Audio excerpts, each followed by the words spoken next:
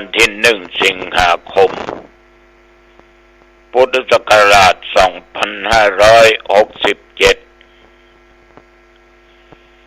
รายการตะกินตะกะแห่งธรรมะสพเพเหระมาพบมาปะกระพอออกไม่ออกญาติโยมท่านผู้ฟังอีกเช่นเคยเป็นปกติก็มีเป็นประจำทุกวันในเวลาเดียวกันนี้ณทางสถานีวิทยุแห่งนี้วันนี้มาพบมาปะกันก็จะได้ไหว้พระสวดมนต์ถวายเป็นพระพรชัยมงคลได้สมเด็จพระเจ้าลูกเธอเจ้าฟ้าพัชรกิติยาภาซึ่งเวลาประเดี๋ยวนี้พระองค์ทรงอาการพระประชวรอยู่ก็ขอเมื่อพระองค์ได้หายจากอาการพระประชวรมีพระสุขภาพพละไมอันแข็งแรงมีอายุมั่นขวัญยืนได้120 ขวบเข้าพระพรรษายิ่งขึ้นไปต่อไปไหว้พระเนื้อว่าพร้อมกันอะระหังสัมมาสัมพุทโธภควาพระผู้มีพระภาคเจ้าเป็นพระอรหันต์ดับเพลิงกิเลสเพลิงทุกข์สิ้นเชิงตรัสรู้ชอบได้โดยพระองค์เองพุทธังภควันตังอภิวาเทมิข้าพเจ้าอภิวาทพระผู้มีพระภาคเจ้าผู้รู้ผู้ตื่นผู้เบิกบานกราบพระพุทธสวากขาโตภควตาธัมโมพระธรรมเป็นธรรมที่พระผู้มีพระภาคเจ้าตรัสไว้ดีแล้วธัมมังนัมสสามิข้าพเจ้านมัสการพระธรรมกราบพระธรรมสุปฏิปันโนภควโตสาวกสังโฆพระสงฆ์สาวกของพระผู้มีพระภาคเจ้าปฏิบัติดีแล้วสังฆังนัมมามิข้าพเจ้านอบน้อมพระสงฆ์กราบพระสงฆ์นะโมตัสสะภะคะวะโตขอนอบน้อมแด่พระผู้มีพระภาคเจ้าพระองค์นั้นอะระหะโตซึ่งเป็นผู้ไกลจากกิเลสสัมมาสัมพุทธัสสะตรัสรู้ชอบได้โดยพระองค์เองนะโมตัสสะภะคะวะโตขอนอบน้อมแด่พระผู้มีพระภาคเจ้าพระองค์นั้นอะระหะโตซึ่งเป็นผู้ไกลจากกิเลสสัมมาสัมพุทธัสสะตรัสรู้ชอบได้โดยพระองค์เองนะโมตัสสะภะคะวะโตขอนอบน้อมแด่พระผู้มีพระภาคเจ้าพระองค์นั้นอะระหะโตซึ่งเป็นผู้ไกลจากกิเลสสัมมาสัมพุทธัสสะตรัสรู้ชอบได้โดยพระองค์เองพุทธังสรณังคัจฉามิธัมมังสรณังคัจฉามิสังฆังสรณังคัจฉามิตุติยัมปิพุทธังสรณังคัจฉามิตุติยัมปิธัมมังสรณังคัจฉามิตุติยัมปิสังฆังสรณังคัจฉามิตติยัมปิพุทธังสรณังคัจฉามิตติยัมปิธัมมังสรณังคัจฉามิตติยัมปิสังฆังสรณังคัจฉามิอิติปิโสภะคะวะอะระหังสัมมาสัมพุทโธวิชาจารณะสัมปันโนสุขโตโลกวิทู อนุตตรปุริสธรรมสารถิสัทธาเทวมนุษย์สนังพุทโธภควาติสวากาโตภควตาธัมโมสันติติโกอะกาลิโกเอหิปัสสิโกโอปัญญิโกปัจจตังเวทิตาโพวินโยหิติ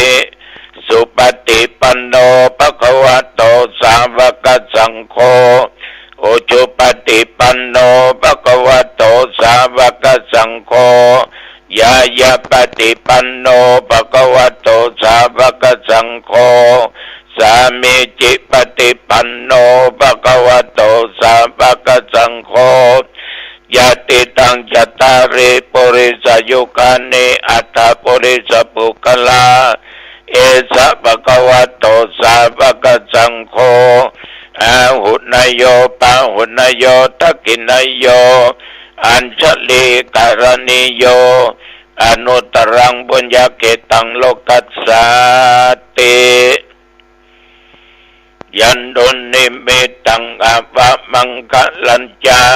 โยจามานาโพสกุณัสสัทโธปะปะกังโอโตสุปินังอากันตังพุทธานุภาเวนะวินาสเมนโตยันดุนิมิตังอภมังคลัญจาโยจามานาโพสกุณัสสัทโธปะปะกังโอโตสุปินังอากันตังธรรมานุภาเวนะวินาสเมนโตยันดุนิมิตังอภมังคลัญจาโยจามานาโพสกุณัสสัทโธปะปะกังโอโตสุปินังอากันตังสังฆานุภาเวนะวินาสเมนโตโพชังโคสติสังฆาโตธัมมานังวิจโยตถา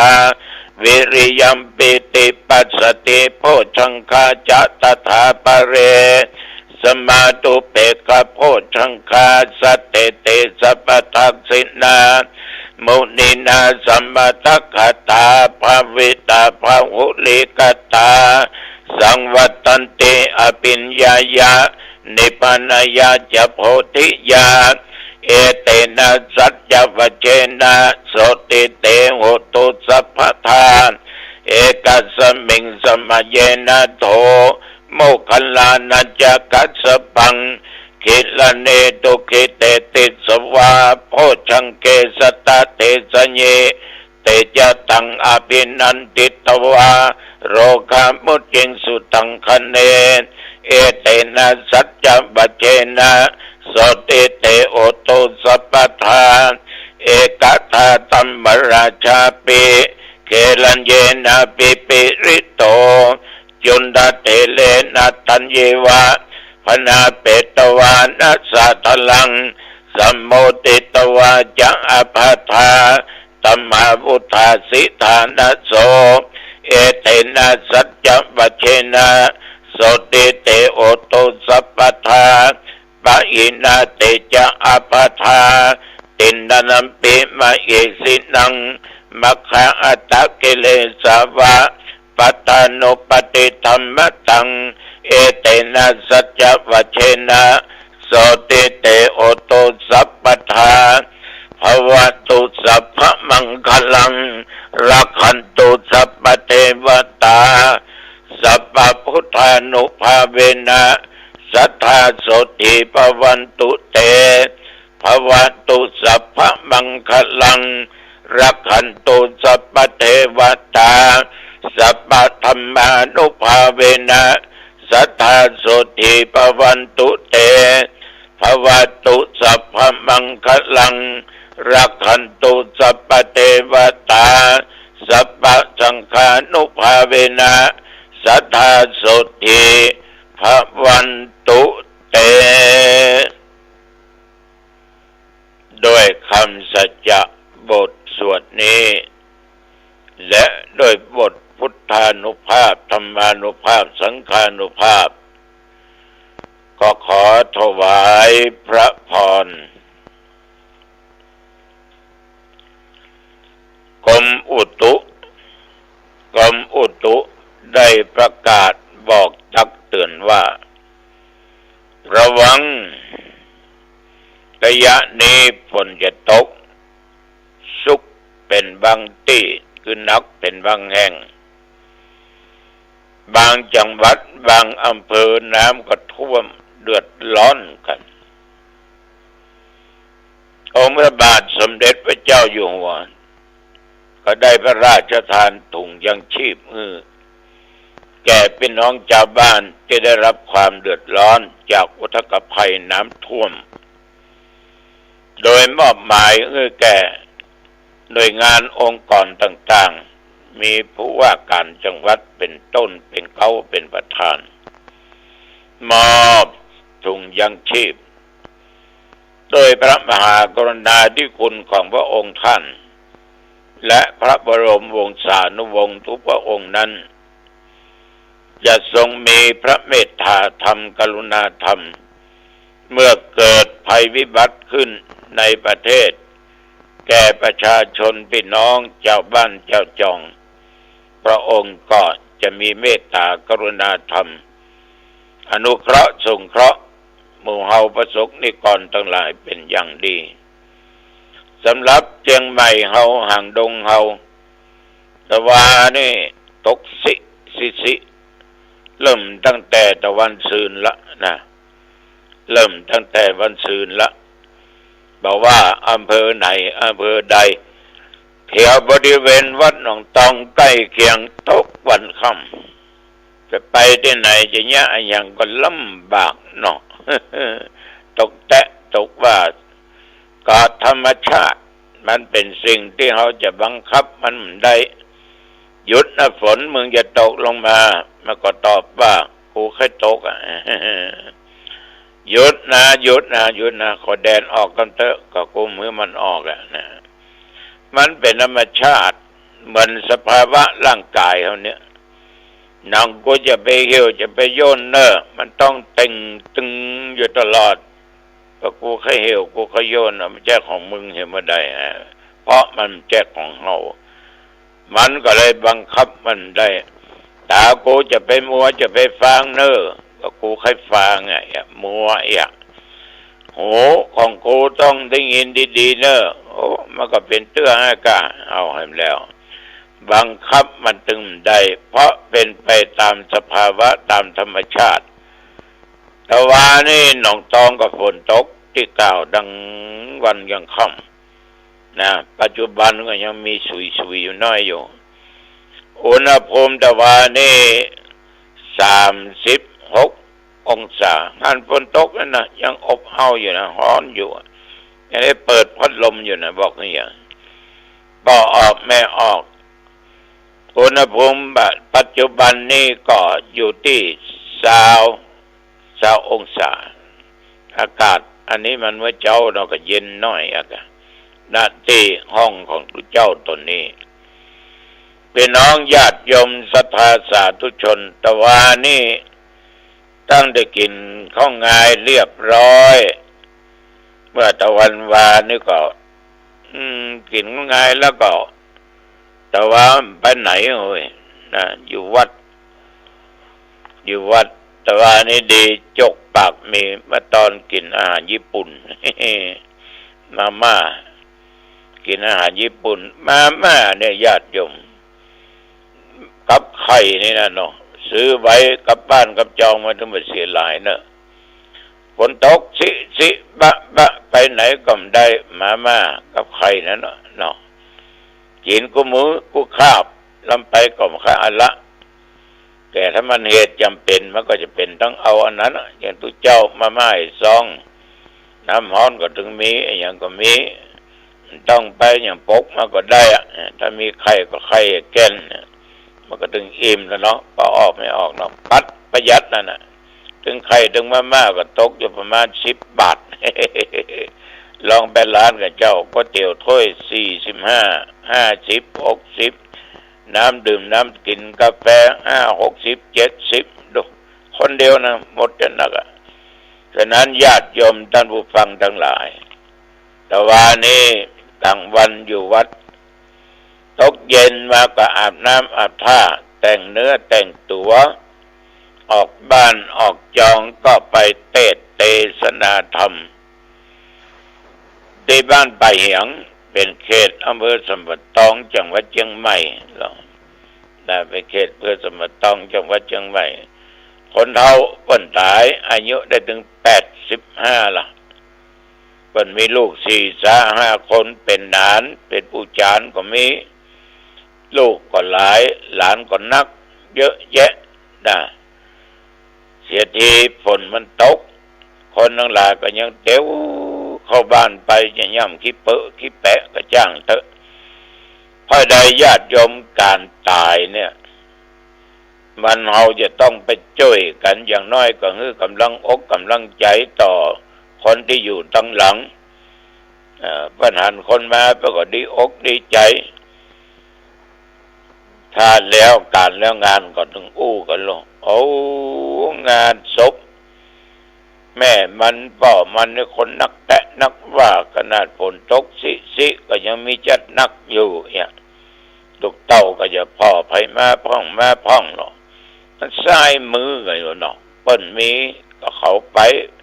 เขามีก็เปิ้นมานั่นน่ะคนเฮาเริ่มไปหาไผก็ตึ้มมาหาเขาญาติโยมอันนี้มันก็น่าคิดนะเนอะ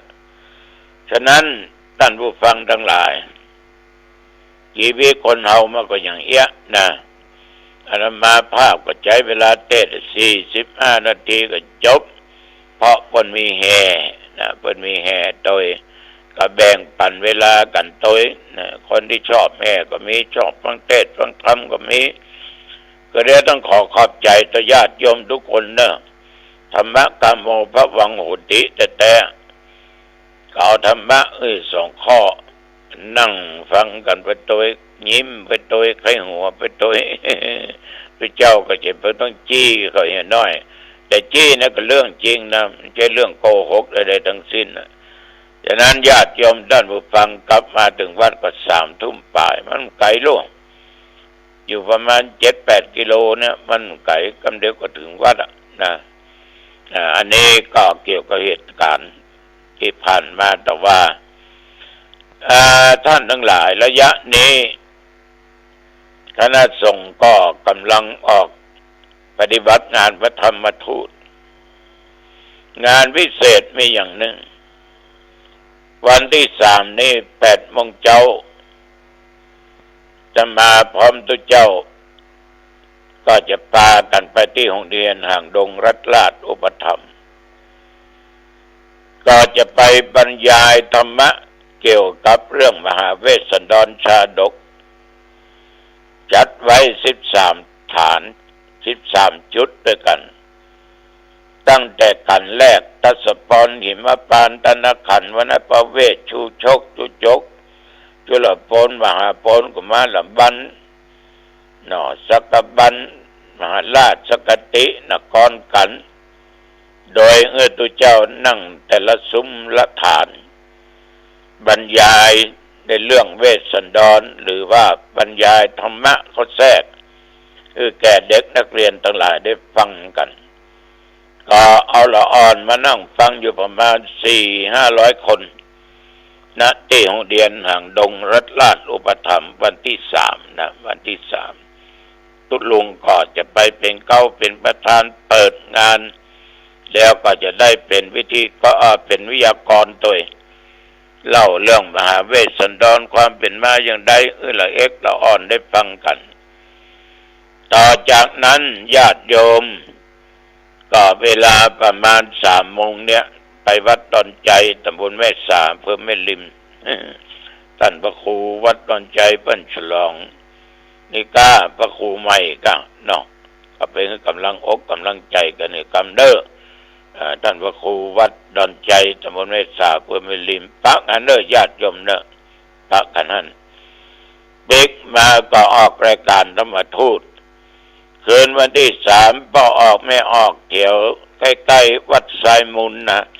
ตำบลห่างดงอำเภอห่างดงจังหวัดเชียงใหม่คณะพระธรรมทูตจะไปลงที่วัดทรายมูลเนอร์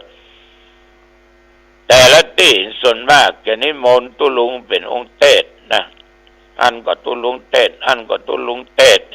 ก็ใจมีนักเทศมีนักกะเอาเขาว่านั่นนะตามใจผู้ที่อยู่เจ้าของถิ่นว่าจะใดก็เอาจะนั้นแต่พวกนี้ก็จะฮือองค์ใดองค์หนึ่ง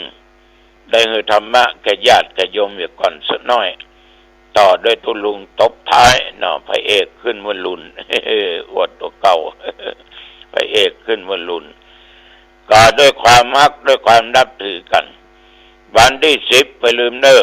ป่าเดือขวมวงอำเภอสลับพีคุณภาพชีวิตธรรมะสัญจรของคณะสงฆ์และหน่วยงานองค์กรต่างๆปะกันที่วัดป่าเดือตำบลขวมวงอำเภอสลับพีเนอตัวเจ้าตัวนี้จะไปฝนจะตกแดดจะออกจะค่ำจะมืดตุก็ตึงไปปะกันเนอญาติโยมเนอชีวิตของคนเฮาเนี่ยญาติโยมทั้งหลายอยู่ก็ฮือเปิ้นฮักจากก็ฮือเปิ้นกึดตึงหาเนอใจอยู่เปิ้นจังเนี่ย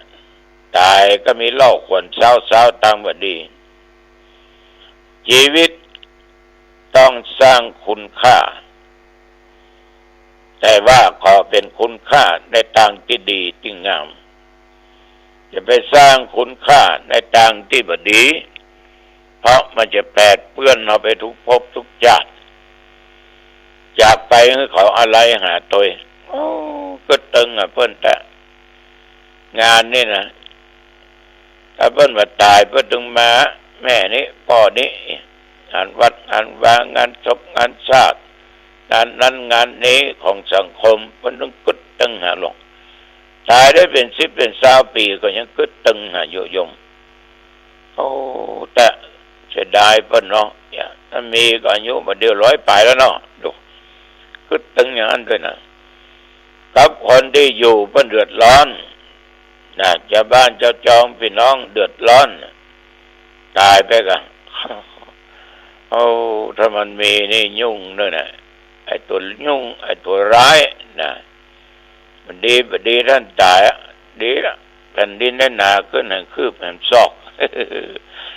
ในทางที่บดีทั้งนั้นฉะนั้นญาติโยมมีชีวิตคือสร้างแต่ความดีมันเนอะอันไหนดีๆก็สร้างอันนั้นเนอะฟังแล้วก็จดฟังแล้วก็จำนำไปคิดพิจารณานำปฏิบัติ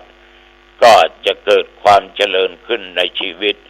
วันนี้อุจจาไปมาเวลาพอสมควรอายุวันโนสุข